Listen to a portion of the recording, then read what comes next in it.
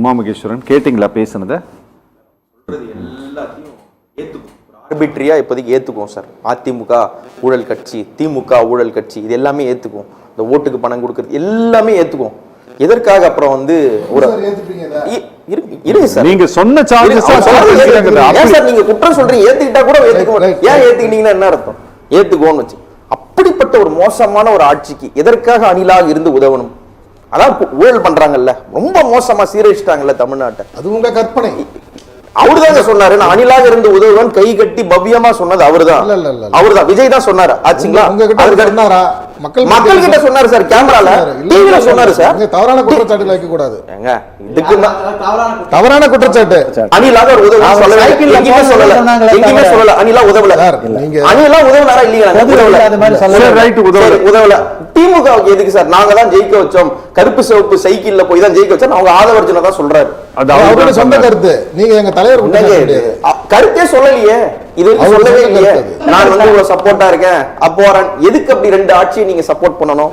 அப்போ நீங்க வந்து படம் நடிக்கும் பொழுது அவங்க என்ன ஊழல் பண்ணாலும் பரவாயில்ல, அவங்க கொள்ளடிச்சாலும் பரவாயில்ல, மக்கள் எக்கேடு கேட்டாலும் பரவாயில்ல, அதனால நான் வந்து தேவைக்கேற்ப அதிமுக சப்போர்ட் பண்ணிப்பேன், எனக்கு தேவை வரும்போது நான் திமுக சப்போர்ட் பண்ணிப்பேன். இப்ப நான் படத்துல இருந்து வெளியே வந்துட்டதுனால, இவ்வளவு காசு நான் நிறைய அமாஸ் பண்ணிட்டதுனால இப்ப நான் மக்களுக்கு நல்லது பண்ண நினைக்கிறேன். அதனால நீங்க ரெண்டு பேரும் எனக்கு ஊழல் கட்சியா தெரியுறீங்கன்னா நீங்க என்ன பெரிய டிஃபரன்ஸ் மேக் பண்ற கட்சி? என்ன பெரிய டிஃபரன்ஸ் மேக் பண்றீங்க? கட்சியா இருக்கும். இருங்க இருங்க பாரதி, இன்னைக்கு கட்சியா இல்ல, இன்னைக்கு தான் கட்சியா இருக்கும்.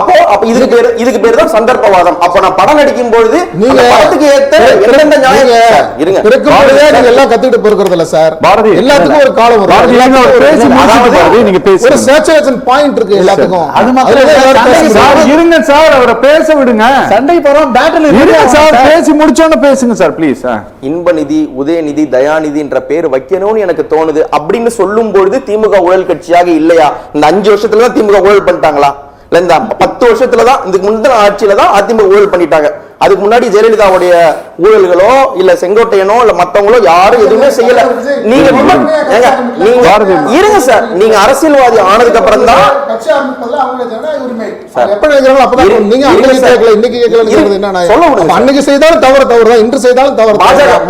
பாஜக செஞ்ச ஊழல்களை பத்தி, பாஜக இந்த ஊழல்கள் பண்ணிருக்காங்க. 2 திராவிட கட்சின்ற வார்த்தைகள் ஏன் வருது? பாஜக ஏன் இன்க்ளூட் பண்ண மாட்டீங்க? சார் எதிர்வருவது சட்டப்பேரவை தேர்தல்,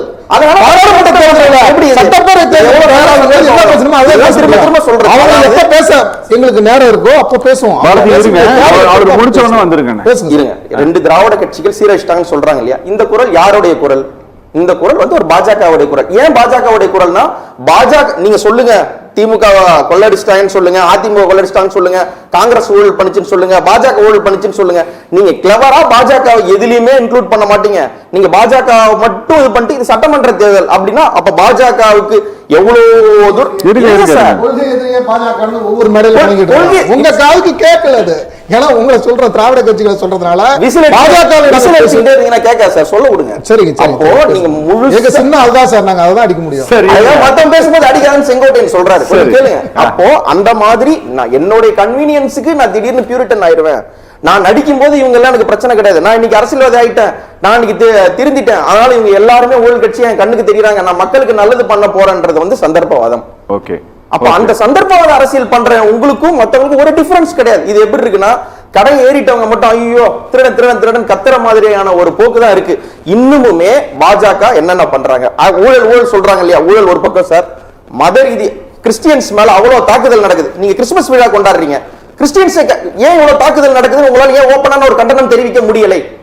அப்ப நீங்க மைனாரிட்டி பக்கம் நிக்கிறீங்கன்னா இது ஊழல் கிடையாதா? இது சந்தர்ப்பவாதம் கிடையாதா? நீங்க எதை பேசுனீங்க? நீங்க எந்த ஊழல் பத்தி எந்த பேசுறீங்க புரியல. ஊழல் பத்தி நடக்குதுன்னா இந்தியா முழுக்க நடந்துட்டு தான் இருக்கு, அதை நாங்க கண்டிச்சுட்டு தான் இருக்கோம். நீங்க எதை சொல்றீங்க தெரியல.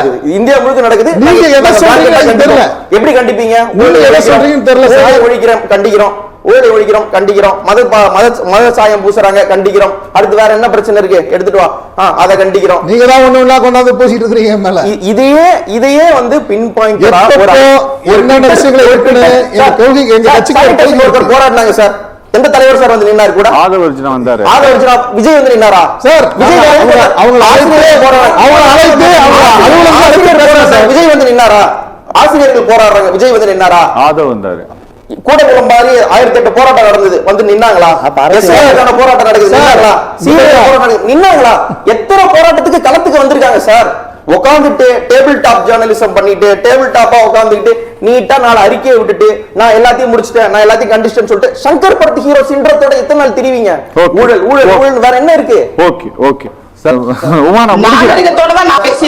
ராஜேஸ்வரி ப்ளீஸ். இந்த ஆன்லைன் வியூஸ் வந்து இவருக்கு தான் அதிகம் எல்லாரும் பாக்குறாங்க. ஒத்துக்கிறோம் சார். அமலா சாஜின்னு ஒருத்தவங்க இருக்காங்க சார் இன்ஸ்டாகிராம்ல. ஆன்லைன் வியூஸ் வச்சு தான் ஒருத்தவங்க தமிழ்நாட்டை ஆளணும்னா தமிழ்நாட்டை அமலா சாஜி தான் ஆள்கிறார். அப்படியா? ஆமாங்க, பின்ன என்னங்க? இன்ஸ்டாகிராம் இன்ஃப்ளூயன்சர் வந்து கட்சி தலைவர் ஆகிடுங்க ஆகிடுவாங்க அவங்க. ஏன்னா அவங்க அதுதான் தலைவரோட வசூல் வந்து 100 கோடி தாண்டிருச்சு, அதனால எங்களுக்கு அவர் தலைவர், இவர் வியூஸ் வராரு, இவர் தலைவர். காஜல் அகர்வாலுக்கு வந்து ஒரு 1500 லைக் வருங்க, கலைஞருக்கு 1000 லைக் வரும், ஜெயலலிதாவுக்கு ஒரு 1200 வரும். காஜல் அகர்வால் கலைஞரை விட ஜெயலலிதா விட பெரிய ஆளா? என்னங்க இது? ஒரு வியூஸ், இதுதான் பிரச்சனை. இந்த ரியாலிட்டிக்கும் ஒரு உண்மைக்கும் எதுக்குமே சம்பந்தமே இல்லாம ஒரு கற்பனை உலகிலே வாழறது. அவர் வியூஸ் எல்லாரும் பாக்குறாங்க, 1000 கோடி பேர் பாக்குறாங்க, அவதார் படத்தை கூட பாக்குறாங்க. பூரண மது விலக்கு தான் இவங்களுடைய கொள்கை முழக்கமா? அடுத்து 50 வருட ஆட்சின்னு சொல்றாங்க. இவங்க சொல்ற அந்த கொள்கை ஐக்கான் ஜெயலலிதாவும் அதுலதான் இருக்காரு, எம்ஜிஆரும் அந்த 50 வருஷத்துக்குள்ளதான் இருக்காரு, ஜெயலலிதாவும் அதுக்குள்ளதான் இருக்காங்க. அவங்க எக்ஸ்க்ளூடட் இல்லையா? 50 வருஷம் சீரழிச்சிட்டாங்கன்றது. சொந்த படத்துக்கே வாய்ஸ் கொடுக்காதவர் பொது பிரச்சனைக்கு எப்படி வாய்ஸ் கொடுப்பாரு? அண்ட் தென் இந்த மக்களுக்கு ஹெல்ப் பண்றாங்கன்னு சொன்னாங்க இல்லீங்களா சார்? ஃபர்ஸ்ட் ரேங்க் எடுத்தவங்களுக்கு வேலை பார்த்து ஹெல்ப் பண்றது தப்பு கிடையாது சார், பாராட்டுறது தப்பு கிடையாது. படிக்கவே வழி இல்லாம இருங்க சார். அரசு இருங்க சார், இழுத்து மூடிட்டீங்களே. சென்ற ஆண்டு மட்டும் 2008 அரசு இருங்க சார், இருங்க சார். ஐயோ, இந்த ஏழை என்ன பண்ணுவாங்க நான் கேக்குறேன் சார். இவங்க ஏதோ இவங்க வந்து ஏதோ அகல ஃபவுண்டேஷன் இவங்க நடத்துற மாதிரி பேசுறாங்க.